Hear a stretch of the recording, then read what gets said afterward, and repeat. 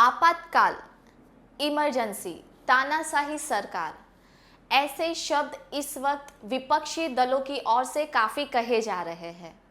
जब जब ऐसे शब्दों का प्रयोग हुआ है तब तब या तो हिटलर या लेडी हिटलर इंदिरा गांधी का जिक्र आता है।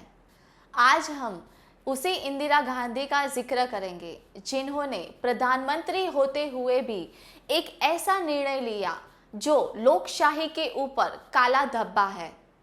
हम बात कर रहे हैं देश पर लगी इमरजेंसी की। नमस्कार, मैं हूं क्रिस्टीना। खबरों में आपका स्वागत है। आइए देखते हैं इस रिपोर्ट को विस्तार से। भारत आज एक महान लोकतांत्रिक देशों में गिना जाता है। दुनिया भारत के लोकतंत्र का लोहा मानती है, मगर आज से 48 साल पहले देश के शासकों ने एक ऐसा निर्णय लिया जिसने लोकशाही का गला घोट दिया। सत्ता के विरोधियों को जेलों में डाल दिया गया, प्रेस की आज़ादी को कैद कर लिया गया, सत्ता में बैठे हुए लोगों का विरोध करना अपराध बन गया। यह निर्णय लिया गया पूर्व प्रधानमंत्री इंदिरा गांधी ने। आज ही के दिन इस निर्णय को लिया गया था, इसीलिए आज का दिन कांग्रेस के अलावा सभी भारतीय इसे काला दिन की तरह मानते हैं। इस काले काल की शुरुआत कैसे हुई, इसकी शुरुआत कैसे हुई इसको समझते हैं। 12 जून 1975 के फैसले में इलाहाबाद हाई कोर्ट ने फैसला सुनाया कि इंदिरा गांधी ने लोकसभा चुनाव में गलत तौर तरीके अपनाए। दोषी करार दी गई इंदिरा गांधी का चुनाव रद्द कर दिया गया। बहुत लोग मानते हैं कि सत्ता जाने के डर से इंदिरा ने इमरजेंसी लगा दी। हालांकि उस दौरे में इंदिरा के निजी सचिव रहे आर.के. धवन के अनुसार इंदिरा तो इस्तीफा देने को तैयार थी। फिर ऐसा क्या हुआ जो उन्होंने आपातकाल को बेहतर विकल्प समझा? बात 1971 के आम चुनाव की है। इंदिरा गांधी की सीट रायबरेली से विपक्ष ने समाजवाद आंदोलन से निकले राजनारायण को उतारा। नतीजे आए तो इंदिरा गांधी विजयी घोषित की गई। हालांकि राजनारायण चुनावी प्रक्रिया से संतुष्ट नहीं थे। उन्होंने इलाहाबाद हाईकोर्ट में इंदिरा के खिलाफ याचिका लगा दी। इंदिरा गांधी पर चुनाव जीतने के लिए अनुचित तरीकों का इस्तेमाल करने का आरोप था। आर.के. धवन की गिनती उस वक्त इंदिरा के सबसे करीबी लोगों में होती थी।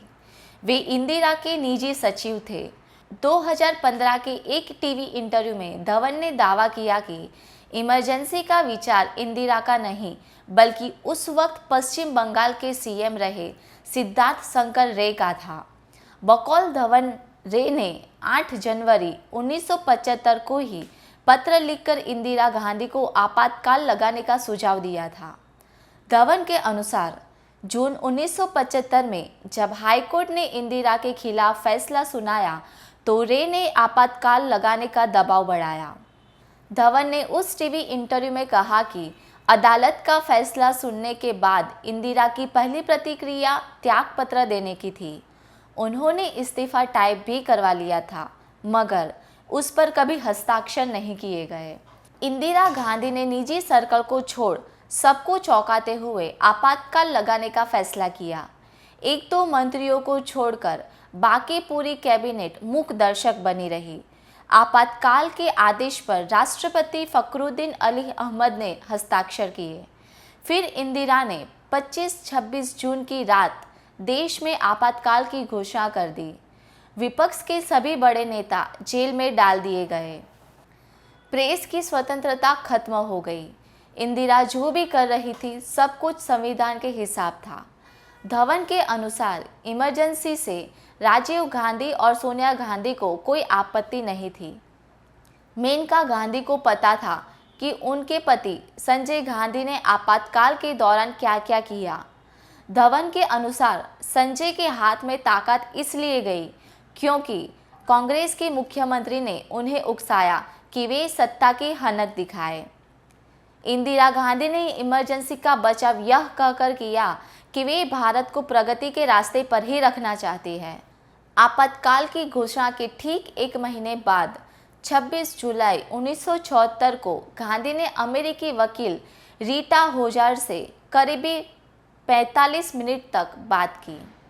होजर ने बाद में अमेरिकन डिप्लोमेट्स को बताया कि इंदिरा गांधी ने प्रेस पर लगातार नेहरू परिवार को निशाना बनाने का आरोप लगाया। होजर के अनुसार इंदिरा गांधी यह करते वक्त बेहद आक्रामक थी और मेज पर हथेली पटक दी। इंदिरा ने भारतीय पत्रकारों पर आरोप लगाया कि उन्होंने उनके खिलाफ आपत्तिजनक सामग्री विदेशी रिपोर्टर्स को भी दी। उस वक्त के लगभग सभी प्रमुख अखबारों में यही सुझाव था कि इलाहाबाद हाईकोर्ट के फैसले के बाद इंदिरा पद छोड़ दे। होजर के अनुसार जितने वक्त तक इंदिरा ने उनसे बात की वह एक पेपरवेट से खेलती रही, उनकी बाईं आंख भी पूरे समय फड़कती रही। इमरजेंसी लगाने के बाद इंदिरा गांधी ने जो भी कहा ये सही था या गलत था, इस पर चर्चा करने का कोई विषय नहीं है। ये एक लोकशाही की हत्या है। ये सही था या गलत था, आपकी क्या राय है हमें कमेंट बॉक्स में ज़रूर बताइए। हमारे चैनल को लाइक करें, सब्सक्राइब करें। आज के लिए बस इतना ही। धन्यवाद।